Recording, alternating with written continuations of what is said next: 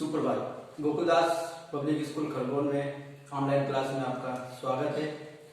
आज हम क्लास 6, 7, 8 के लिए हिंदी व्याकरण में संधि समझेंगे। संधि, सबसे पहले हमें संधि क्या होती है, तो हम सबसे पहले संधि का अर्थ निकालेंगे कि संधि होती क्या है। तो संधि का अर्थ होता है, संधि का अर्थ है मेल। मेल यानी होता है मिलना।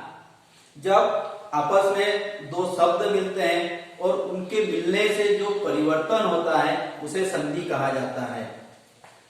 जब दो ध्वनियां, ध्वनियां मतलब होते हैं चिन्ह, निकट होने पर आपस में मिल जाती है, जब दोनों आपस में मिलते हैं और नया रूप धारण कर लेती है, तो वहां दो ध्वनियों का उच्चारण परस्पर मिलकर किया जाता है। जब दो ध्वनियां निकट होने पर आपस में मिल जाती है और नया रूप धारण कर लेती है, तो वहां दो ध्वनियों का उच्चारण परस्पर मिलकर किया जाता है, तो उसे संधि कहा जाता है। संधि की परिभाषा, निकटतम ध्वनियां, अब जब मेल होगा, जब दो शब्दों का मेल होगा तो उनमें जो निकटतम जो ध्वनियां रहेगी, जो पास वाली ध्वनियां रहेगी, उनका मेल होगा। निकटतम ध्वनियों के माध्यम मध्य होने वाले मेल को ही संधि कहा जाता है।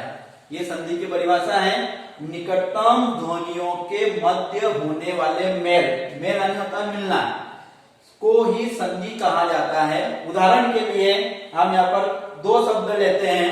पहला शब्द है विद्या और दूसरा शब्द है आलय। विद्या शब्द का हमको बाद वाला वर्ण, विद्या में आ की मात्रा है, तो इस आ की मात्रा को देखना है। विद्या में आ की मात्रा है और आलय में भी आ है। विद्या में आ है और विद्या शब्द का अंतिम वर्ण देखना है जिसमें आ रहा है, और आलय शब्द का प्रथम वर्ण देखना है जिसमें आ रहा है। तो आ और आ का आपस में मेल हो रहा है। आ और आ का आपस में मेल होने से जो नया रूप बन रहा है वो आ बन रहा है। तो इस प्रकार विद्या प्लस आलय, जब हम इनको मिलाएंगे, जब हम इनकी संधि करेंगे, तो एक नया शब्द हमारे सामने परिवर्तित शब्द दिखाई देगा जो कहलाएगा विद्यालय। उसी प्रकार एक और शब्द हम लेते हैं, सदा प्लस एव। अब सदा में द में आ की मात्रा है और ए में ए एडी का है, तो आ और ए का मेल हुआ यहां पर, आ प्लस ए का मेल हुआ, तो आ और ए का मेल होने पर आय बनेगा।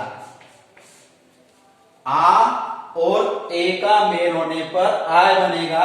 तो सदा प्लस एव, ये इसकी मिलाकर संधि मेल होगा इन दो शब्दों का, तो इससे बनेगा सदैव। इस प्रकार शब्द में कुछ परिवर्तन हमें दिखाई देता है तो वो कहलाती है संधि। आपको समझ में आ गया? विद्या प्लस आलय, तो यहाँ पर बना ये शब्द विद्यालय। यहाँ पर हमें विद्या का अंतिम वर्ण देखना है आ, और आलय का प्रथम वर्ण देखना है आ। तो आ और आ को मिलाएंगे तो वो उनके मिलने से आ ही बनेगा। तो इस प्रकार विद्या प्लस आलय में विद्यालय बनेगा। इसमें जब हमको शब्द दिखाई देगा तो हमको ये आ का लोप हो जाएगा, ये आ दिखाई नहीं देगा। उसी प्रकार सदा प्लस एव में, सदा में आ की मात्रा है, एव में ए, जब इनका मेल हुआ तो आ और ए से मिलने पर आय बनेगा। तो जब हम ये शब्द बनाएंगे तो ये सदैव बनेगा और यहां से ए की जगह हमें आय दिखाई देगा। इस प्रकार ये संधि का अर्थ हुआ, परिभाषा, और ये संधि के उदाहरण।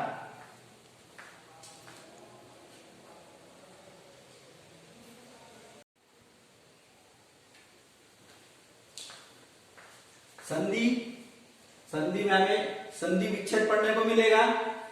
संधि विच्छेद क्या होता है? जब हम संधि में क्या होता है, दो शब्द मिलते हैं, आपस में वर्ण मिलते हैं तो संधि होती है। अब उसका संधि विच्छेद, यदि संधि के नियमों के अनुसार मिले हुए वर्णों को अलग अलग करके संधि से पहले की स्थिति में पहुंचा दिया जाए तो इसे संधि कहा जाता है। संधि विच्छेद में क्या होता है, जब हम संधि करते हैं तो जो दो समान ध्वनियां पास वाली आपस में मिलती है वो संधि कहलाती है।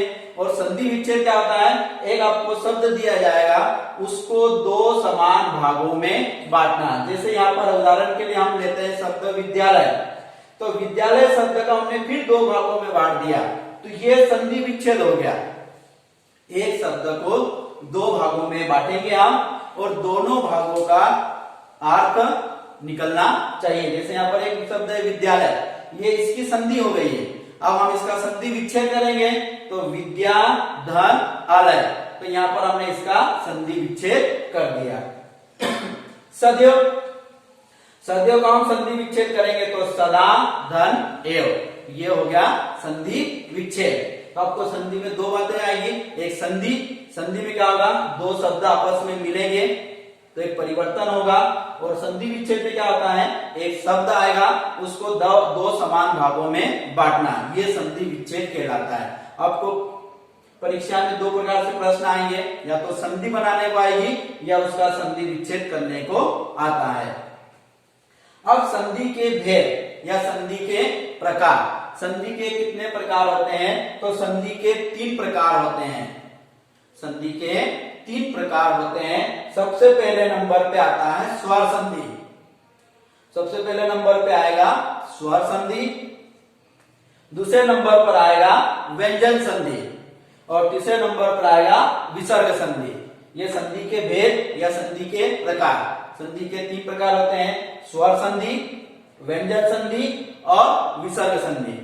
जब हमने वर्ण पढ़े थे तो वर्ण में हमने स्वर पढ़े थे, अ से लेकर औ तक टोटल 11 स्वर होते हैं। तो जब 11 स्वर आपस में ही एक दूसरे के पास में आएंगे, जैसे आ प्लस आ, तो जहां पर स्वर के साथ स्वर का मेल होगा तो वहां पर स्वर संधि होती है।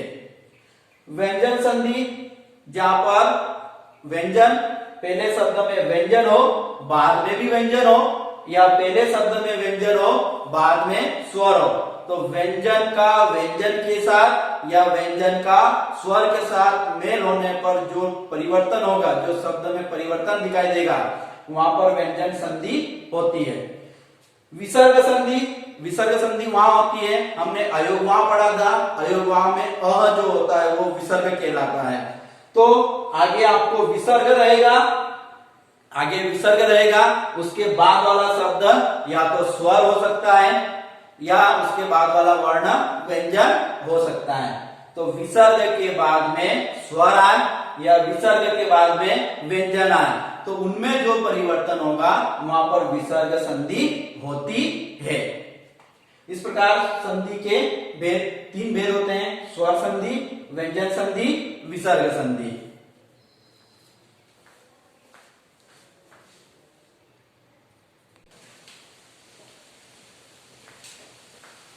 संधि के 3 प्रकार होते हैं, स्वर संधि, व्यंजन संधि, विसर्ग संधि। अब हम संधि का पहला प्रकार लेते हैं स्वर संधि। दो स्वरों के मेल से जो परिवर्तन होता है, स्वर संधि परिभाषा क्या है, दो स्वरों के मेल से जो परिवर्तन होता है उसे स्वर संधि कहते हैं। अब यहाँ पर आपको मैंने आपको वर्ण पढ़ाए थे, उस समय आपको स्वर बताए थे कि हमारे हिंदी वर्णमाला कितने स्वर है। हिंदी वर्णमाला में टोटल 11 स्वर है। कितने स्वर पढ़े थे हमने, 11 स्वर।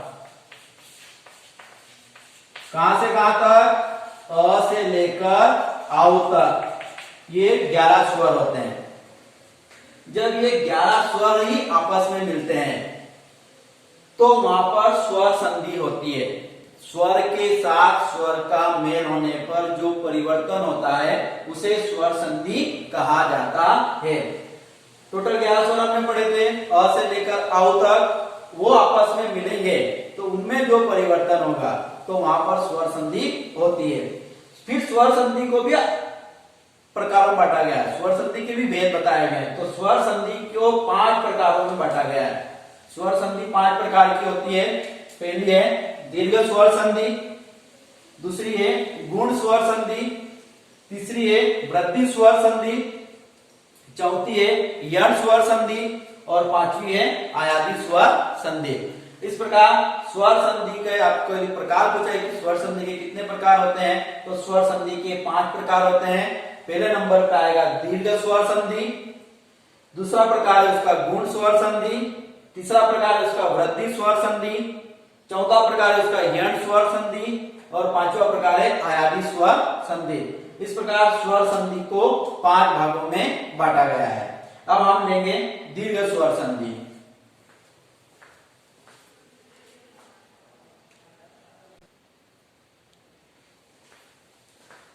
देखिए स्वर संधि का पहला प्रकार है दीर्घ स्वर संधि। दीर्घ होता है बड़ा रूप, ह्रस्व छोटा होता है, ह्रस्व या दीर्घ या तो छोटा वर्ण या दीर्घ बड़ा वर्ण। ह्रस्व या दीर्घ अ ई उ के आगे क्रमशः अ ई उ के बाद में फिर ह्रस्व या दीर्घ आगे अ ई उ हो छोटा या बड़ा, उसके बाद में भी अ ई उ छोटा या बड़ा हो, तो उनके मिलने पर, दोनों के मिलने पर क्रमशः बड़ा रूप बनता है। अ प्लस अ होगा तो आ होगा, अ प्लस आ होगा फिर भी आ ही होगा।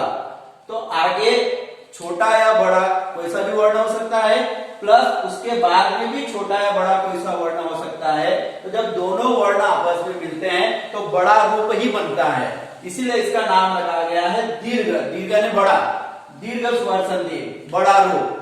जब छोटे या बड़े वर्ण आपस में मिलेंगे तो उसका बड़ा रूप ही बनेगा। तो वहां पर बड़ा आ ई या ऊ बनेगा, तो वहां पर स्वर दीर्घ स्वर संधि होती है।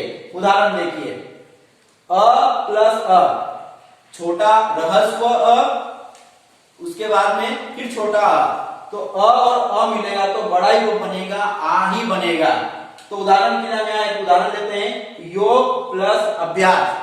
अब योग में योग शब्द का अंतिम वर्ण ग है, ग में अ स्वर मिला हुआ, ग व्यंजन है परंतु हर व्यंजन में स्वर मिला हुआ रहता है, तो इसमें अ स्वर मिला हुआ है। योग में अ है और अभ्यास का पहला वर्ण अ है, तो अ और अ मिलकर आ बना, तो योग प्लस अभ्यास मिलकर बना योगाभ्यास। ये ग में आ की मात्रा लग गई। इस प्रकार छोटा मिलकर बड़ा रूप बनेगा। और एक उदाहरण देखिए आगे छोटा अ है, बाद में बड़ा आ है। चाहे छोटा हो चाहे बड़ा हो, आपस में मिलेंगे तो बड़े रूप ही बनेंगे उनके। तो अ छोटा अ और आ मिलकर आ बना। अब यह उदाहरण देखिए हिम प्लस आलय।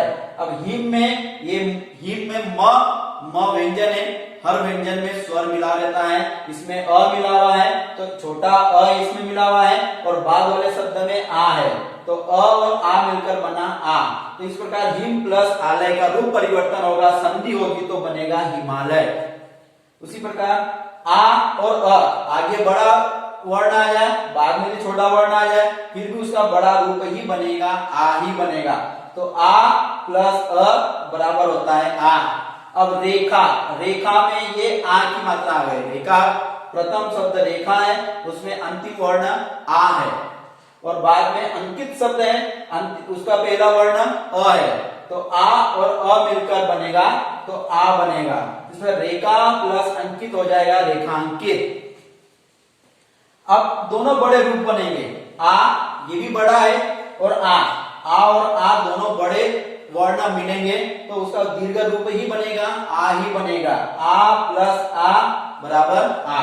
तो महा, महा में आ है, महा शब्द में अंतिम वर्ण आ है और आत्मा शब्द का पहला वर्ण आ है, तो दोनों दीर्घ वर्ण मिल रहे हैं आ और आ, तो इनका रूप बनेगा आ ही बनेगा। इस प्रकार महा प्लस आत्मा बराबर महात्मा। तो दीर्घ स्वर संधि में चाहे छोटा वर्ण हो या बड़ा वर्ण हो, पहले आए या बाद में छोटा वर्ण या बड़ा वर्ण आए, तो उनका बड़ा रूप ही बनेगा। इसीलिए यहाँ पर कहा गया, इसका नाम रखा गया दीर्घ स्वर संधि। ये अभी हमने उदाहरण अ के देखे, अब हम उदाहरण ई के देखेंगे।